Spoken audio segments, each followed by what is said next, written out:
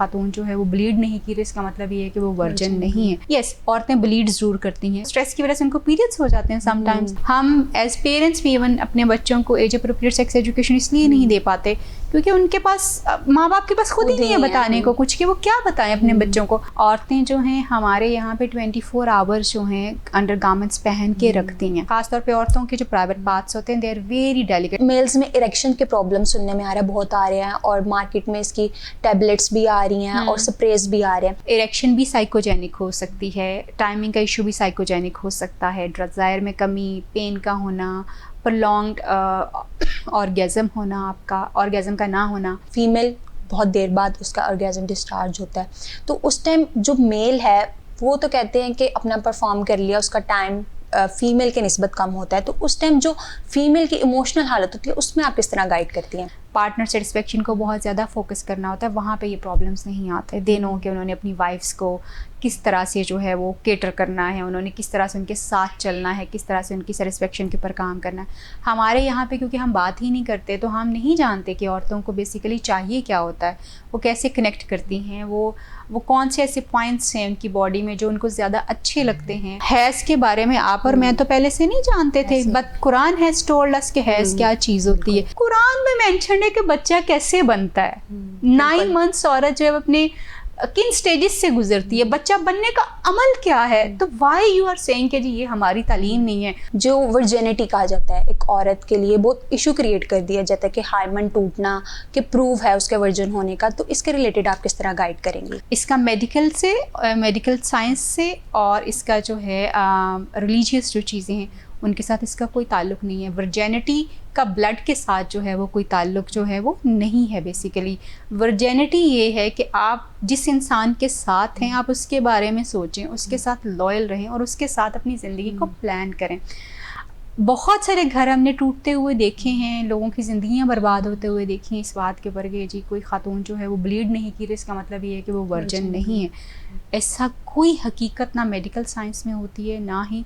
Yes, औरतें bleed ज़रूर करती हैं, ये मैं ज़रूर बताना चाहूँगी। औरतें ज़रूर ब्लीड करती हैं और वो इस वजह से ब्लीड करती हैं कि उनका बॉडी स्ट्रक्चर इस तरह का होता है। उनकी जो बोन होती है, हिप बोन जिसको हम कहते हैं, पेल्विक फ्लोर जो होता है समटाइम्स टाइट होता है बहुत ज़्यादा। समटाइम्स वो शादी के दिनों में इतना ज़्यादा स्ट्रेस में होती हैं कि वो मतलब वो स्ट्रेस की वजह से उनको पीरियड्स हो जाते हैं समटाइम्स, यानी उनका साइकिल ही चेंज हो जाता है। उस स्ट्रेस की वजह से वो ब्लीड कर सकती हैं। फीमेल्स को जो है वो यूजुअली क्योंकि उनकी प्रिपरेशन अच्छी नहीं होती स्ट्रेस की वजह से, और समटाइम्स अपने शोहर के साथ उनका ताल्लुक भी उतना डेवलप नहीं हुआ होता। फर्स्ट टाइम आप एक दूसरे से मिल रहे हैं तो आप कितना को एक दूसरे को, बड़ी अच्छी बात होती है, बड़े आदमी जो बड़े कंफर्टेबल करते हैं अपनी वाइफ्स को, तो वो अनकम्फर्टेबिलिटी जो होती है, प्रिपरेशन ना होना, बॉडी में प्रॉपर लुब्रिकेशन का ना होना, ड्राइनेस का होना, जो ये सारी चीज़ें जो है ब्लड की तरफ जो है वो इंडिकेट करती हैं और औरतें ब्लीड करती हैं। बहुत बड़ा एक नंबर है औरतों का, आप कह लें कि मोर देन 60% औरतें जो ब्लीड नहीं करती।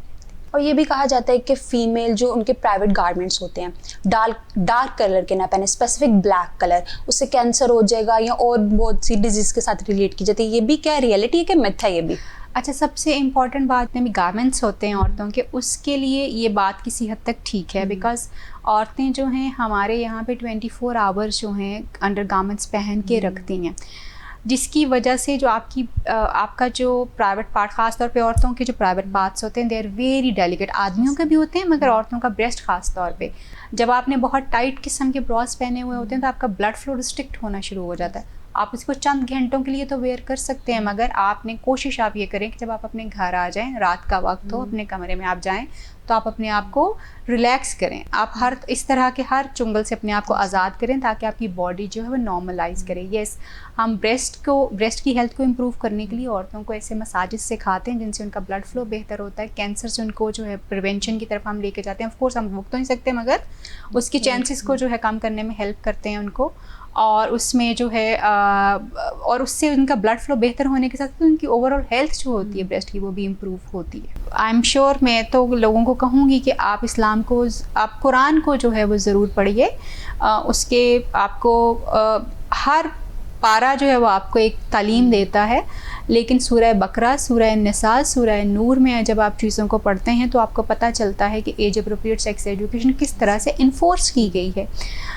हैज़ के बारे में आप और मैं तो पहले से नहीं जानते थे, but Quran has told us कि हैज़ क्या चीज़ होती है, कितने दिन के लिए वो चलता है, उन दिनों में औरत ने क्या करना होता है और क्या नहीं करना होता, आदमी ने कितने उससे परहेज़ कर, ये कुरान ने बताया है। तो यही एज अप्रोप्रिएट सेक्स एजुकेशन है जिसको हम बार बार इन्फोर्स करते हैं कि बहुत सारी बच्चियां ऐसी आती हैं, माएँ जब अपनी चीज़ों को बताती हैं कि जी कैसे ये ट्रॉमा था उनके लिए कि आप स्कूल गए हुए हैं और आपको पता नहीं है इन चीज़ों के बारे में, ना आपके उस्तादा ने बताया, ना आपके कारी ने या मौलमा ने बताया, ना आपकी माँ ने इस बारे में आपको ट्रेन किया कि जी ये एक नॉर्मल स्टेज है आपकी लाइफ की जिसमें से आपने गुजरना है और आपने इसको इस तरह से हैंडल करना है, इसके बारे में परेशान नहीं होना। तो ये चीज़ें लोगों को समझने की हैं। हाँ, ये मैं ज़रूर कहती हूँ कि इसके लिए मुनासिब अल्फाज का इस्तेमाल ज़रूर होना चाहिए ताकि कोई भी बंदा इसको सुन भी सके और इसको समझ भी सके और इसके ऊपर लोगों को शर्म उस तरह से महसूस ना हो, अच्छे मुनासिब अल्फाज में। और वो अच्छे मुनासिब अल्फाज ऑफ कोर्स हमारी सोसाइटी में लोगों को इसलिए नहीं आते कि उनको किसी ने कभी सिखाए नहीं, कभी इसने बात नहीं की। हम एज पेरेंट्स भी इवन अपने बच्चों को एज अप्रोप्रिएट सेक्स एजुकेशन इसलिए नहीं दे पाते क्योंकि उनके पास, माँ बाप के पास खुद ही नहीं है बताने को कुछ कि वो क्या बताएं अपने बच्चों को।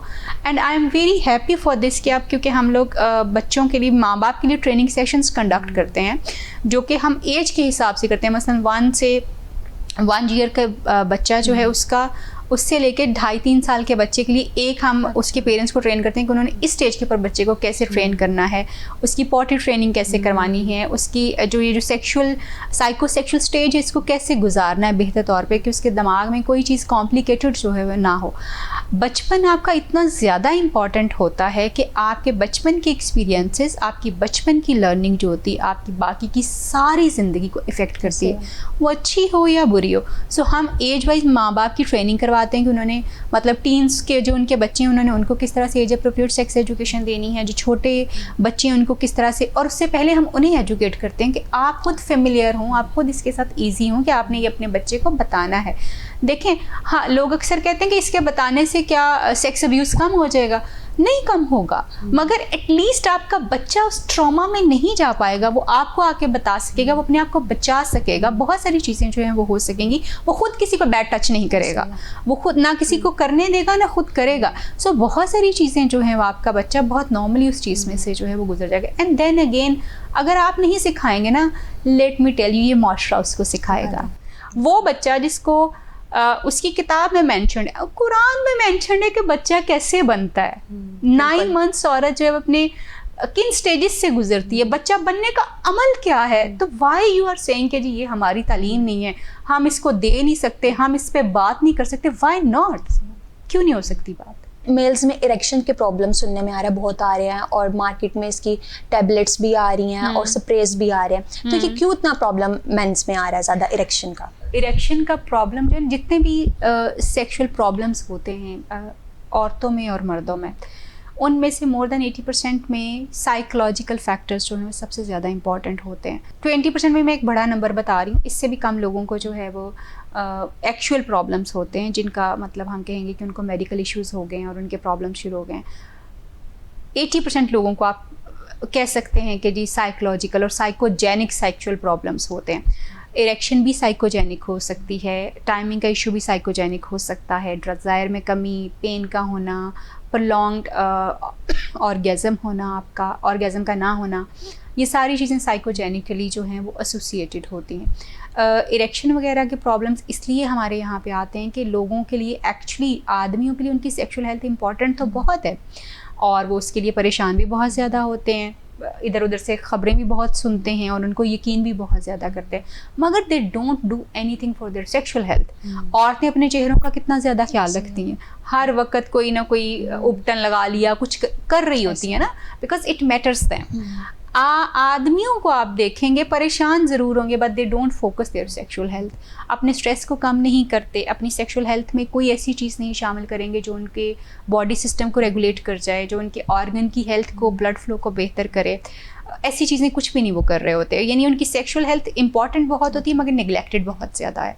सो इस वजह से, और फिर डाइट इस तरह की है, लोग बहुत ज़्यादा मीठा खाते हैं, फास्ट फूड बहुत ज़्यादा है, इंटरेस्टिंगली बहुत यंग लड़कों में भी मैं देखती हूँ कि इवन इरेक्शन के और टाइमिंग के इश्यूज जो हैं वो आते हैं। देन हमारे यहाँ पे क्योंकि डर बहुत ज़्यादा इसके अराउंड है, बहुत ज़्यादा डर है, वो डर एक्चुअली रूट है आपके इरेक्शन के प्रॉब्लम की, आपके जो है टाइमिंग के प्रॉब्लम की, डिज़ायर के ना होने की। वो डर जो है आप उसको कह सकते हैं रूट कॉज है, जो अल्टीमेटली आपको स्ट्रेस कॉज करता है। वो स्ट्रेस आपके टेस्टोस्टेरोन को हिट करता है, फिर आपकी सेक्सुअल परफॉर्मेंस जो इफेक्ट हो जाती है। और समटाइम्स आपका टेस्टोस्टेरोन बिल्कुल ठीक होता है मगर आपका फियर इतना ज़्यादा होता है कि आपकी इरेक्शन कम हो जाती है। समटाइम्स क्या मोस्ट ऑफ द टाइम ये होता है कि आपकी बॉडी बिल्कुल ठीक फंक्शन कर रही है इंटरनली, मगर साइकोलॉजिकली आप जो है वो इतने ज़्यादा एक प्रॉब्लमेटिक स्टेट में है कि जहाँ पे आपको इरेक्शन एक्वायर ही नहीं हो पा रही और ना ही आपकी टाइमिंग जो है बहुत बेहतर होती है। सो साइकोलॉजिकल इट्स मोर। जब कपल्स परफॉर्म कर रहे होते हैं इसमें टाइम मैनेजमेंट दोनों की किस टाइम, फीमेल बहुत देर बाद उसका ऑर्गेज़म डिस्चार्ज होता है, तो उस टाइम जो मेल है वो तो कहते हैं कि अपना परफॉर्म कर लिया, उसका टाइम फीमेल के निस्बत कम होता है, तो उस टाइम जो फीमेल की इमोशनल हालत होती है उसमें आप किस तरह गाइड करती हैं? देखें, ये भी देन अगेन बहुत सारे डेवलप्ड कंट्रीज़ जहाँ पे सेक्स एजुकेशन बहुत ज़्यादा एजुकेट होती है, जहाँ पे पार्टनर की हेल्थ जो है बहुत इंपॉर्टेंट होती है, जहाँ पे आपने पार्टनर सेटिस्फेक्शन को बहुत ज़्यादा फोकस करना होता है, वहाँ पे ये प्रॉब्लम्स नहीं आते। देनों के उन्होंने अपनी वाइफ्स को किस तरह से जो है वो केटर करना है, उन्होंने किस तरह से उनके साथ चलना है, किस तरह से उनकी सेटिस्फेक्शन के ऊपर काम करना है।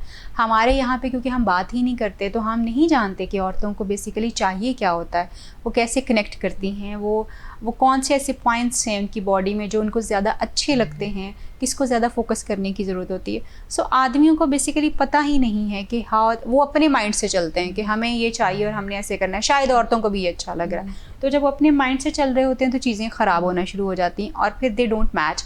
यूजुअली औरतों में जो एवर्सिव सेक्सुअल बिहेवियर्स आते हैं वो इसी वजह से आते हैं क्योंकि उनके आदमी जो हैं वो उनके हिसाब से चीज़ों को नहीं कर पा रहे होते या उस लेवल पे नहीं कर पा रहे होते कि जो इनको चाहिए। यस, सेक्सुअलिटी एक नेचुरल हमारे अंदर अल्लाह ताला ने एक नीड है, हमारी सेक्स हमारा नीड है, एक बेसिक नीड्स में से एक अहम नीड है। आपको इसके बारे में सीखना चाहिए, लर्न करना चाहिए, आपको अपने पार्टनर के बारे में सीखना चाहिए, लर्न करना चाहिए, और आपको ये सीखना चाहिए कि आपके पार्टनर के लिए क्या चीज़ें जो हैं वो इम्पॉर्टेंट हैं। For that matter they can come to us, they come to us, आते भी हैं हमारे पास, आ भी सकते हैं, हम आपको बता सकते हैं। हम दोनों पार्टनर्स की आपस में चीज़ों को एक दूसरे के साथ कनेक्ट करते हैं। बहुत सारी थेरेपीज हमारे पास इस तरह की होती हैं जहाँ पे हम लोगों के डेड रिलेशनशिप्स को, बिल्कुल रिलेशनशिप ख़त्म हो चुका हुआ है, वी रिकनेक्ट दैम।